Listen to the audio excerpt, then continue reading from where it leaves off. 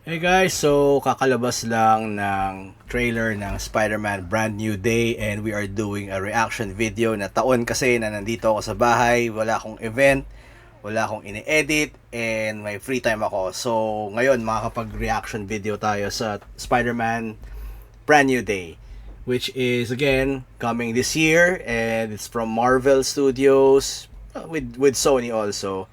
And it stars Tom Holland, Zendaya. There's a bunch of other characters and to see Punisher and si Hulk and let's see kung ano yung laman na to. Again, this is just came out 23 minutes ago as of recording this, so fresh na fresh. Gawa na tayo agad, so I'm gonna play this video and I'm gonna start reacting to this one, guys. So let's go. I can't believe our first hit MIT! MJ, come on, pretend like you're not the happiest you've ever been in your entire life. Oh, sad boy Parker agad siya. Yeah, so yeah, definitely it picks up after No Way Home. So ayun, malungkot pa rin si Peter Parker. And yeah, I guess the magic and whatever they did sa ending stuck. So nobody knows who Peter Parker is. They know who Spider-Man is, but they don't know who Peter Parker is. Let's go. I can't. I knew it! Yes, maganda yung costume. Yes, I was hoping the shinier version do sa ending ng No Way Home, pero it's okay. I still like this one kasi it's more accurate and hindi na siya si Spider-Man, si Iron Man light, diba? Like what we were originally having problems with. Not really me, pero yung ibang fans, may problema sila do sa pagiging masyadong sci-tech, pagiging Iron Man light ni Peter Parker. Well, at least dito sa bagong version na to, it's just him and his webs and his brains. I hope so. Nice. Oh, ganda na itong POV na to, ah. It's very rare na makita natin yung ganang POV. Hi, my name is Peter Parker. You don't remember me, but we used to know each other. Something bad was going to happen, and the only way to stop it was to make...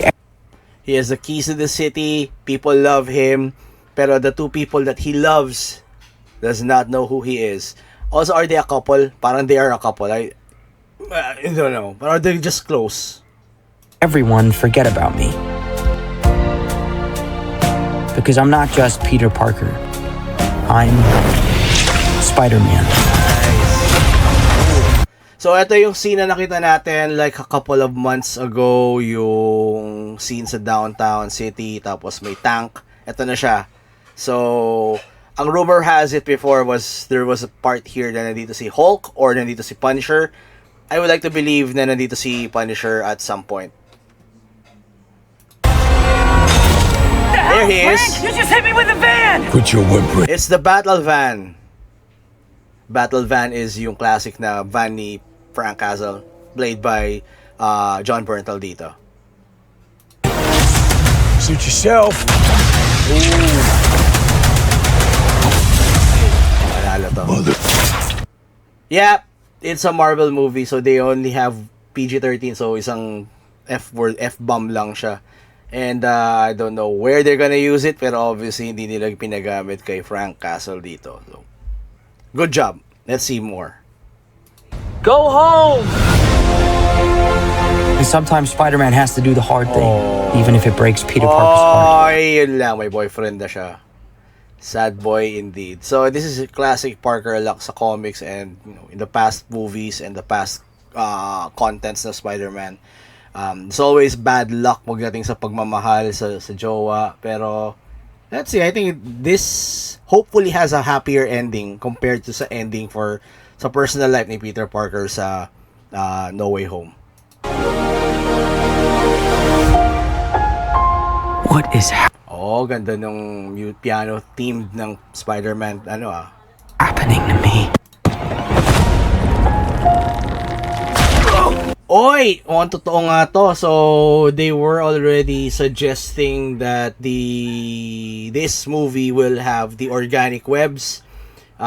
It's parang it was already the floated idea back in No Way Home when Tom Holland's Spider-Man met si si Tobey Maguire Spider-Man with the organic, si Friendly Neighborhood.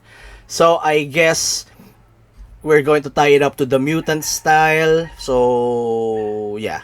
And kasi I guess wala na rin kasi yung element ni Tony Stark dito. So it would be a good idea to try it, pero I don't think it's gonna last kasi syempre nawala yung essence na hinahanap natin na he is a tech genius who's scraping by kung ano yung nakikita niya.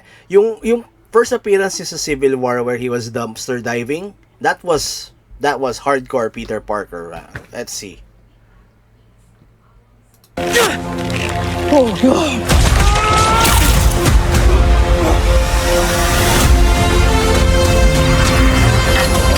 Excuse me, Dr. Banner. Oh, I need your okay. Banner is here, yeah. Yep, definitely. Good job. help. What did you say your name was?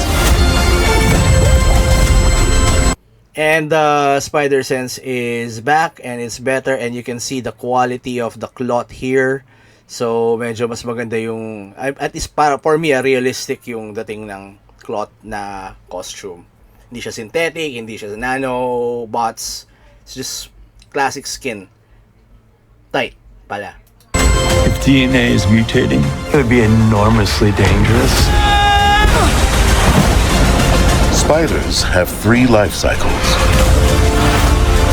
When between cycles, it can leave the spider vulnerable to threats. We are faced with a danger that we can't control. One we can't even see. Stay out of my way. Okay, so we're seeing I forgot this guy's name, pero this is the Scorpion suit already. So we saw him sa end ng Homecoming, si Scorpion. He was like a teaser lang doon sa end, sa post credit. And now he's here, and I like the commitment na Marvel gave us na we saw him here before and now he's here sa Brand New Day. So nice. You're losing it, kid. And for those spiders who make it through, Okay, so this is also a nice classic touch dun sa Amazing Fantasy number 15 where first appearance is Spider-Man, and that was the exact cover posing. We have that here. Thank you, Marvel, for giving that little payback, a little homage to the classics. amounts to a kind of Wait, let's go back. I think if I'm not mistaken, this, may kalaban si Boomerang. Si Boomerang, we can finally see Boomerang sa baba. So he's a minor. I don't think he's gonna be a major villain dito, pero Boomerang is here. He's part of the or parang member siya before of the Sinister Six. Parang replacement member yata siya. Not that deep into the Spider-Man lore yet. Pero yeah, this posing is also important. This one is the one of the poses for the when Marvel promoted Brand New Day, the actual Brand New Day story ni Dan Slott, I think. And this was the Spider-Man pose na ginawa niya. This was after the whole One More Day stuff na shenanigans ng Marvel. So yeah.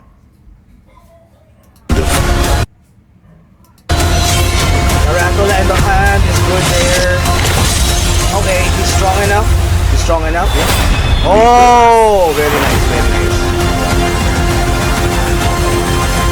Nice flowers. Oh, they're a housewarming gift. I'm MJ. I'm just a neighbor from across the hall. Friendly neighbor. Friendly neighbor. Okay. So yeah, ang ganda rin ang ginawa nila for this one. I love the subtle hints. So yeah, the rumors are true. We will definitely be seeing a lot of characters here. And for some people, medyo hindi nila type yung setup na ginawa nila for Brand New Day, wherein we're seeing a lot of stuff. Pero if you've read Spider-Man books before, there were issues, there were storylines na sobrang daming nangyayari. Like, one major overarching story pero parang tungkol kay Green Goblin or kay Norman Osborn, yung pinaka-main villain. Pero each issue will have different characters, different enemies to beat up, small episodic style. So, I think ganito yung approach na gagawin nila for Brand New Day, which I kinda like. Tapos, meron din tayong element dito na Peter needs help and he's seeking advice from people. So we're seeing guest stars like Bruce Banner, which is really interesting kasi baka mamaya meron din segment wherein he has to fight the Hulk. Again, we haven't seen anything Hulk kasi it's CGI mostly, pero it's still a nice touch. Also, I was really surprised with the hand appearing here. So they were going to push more. So I guess they're going to be pushing more for the interconnectivity between Spider-Man, Daredevil, I guess after Born Again, and then Punisher is here obviously. So maybe they have plans for something new for Punisher. Maybe they're gonna make him less of the Netflix bloody Punisher, pero at the same time they're not gonna lose the essence of the Punisher as being that deadly character from the Netflix series. I mean, sayang si John Bernthal kung they're gonna waste it and turn him into a PG-13 version of what we liked when he was still with the Netflix series. Anyway guys, how did you enjoy that series? Ako, I loved it. Wala naman akong problema. Nabitin ako actually. And medyo magiging konting lang sa akin. Medyo curious na ako kung anong gagawin nila with the organic webs now that they're officially confirmed that we are getting organic webs for this movie. So let's see. Anyway guys, thanks for watching. I hope you could like this video, subscribe to the channel, and I'll see you in the next breakdown and the next geek stuff that's happening here and around the country. Anyway guys, Earl here. Bye. Take care.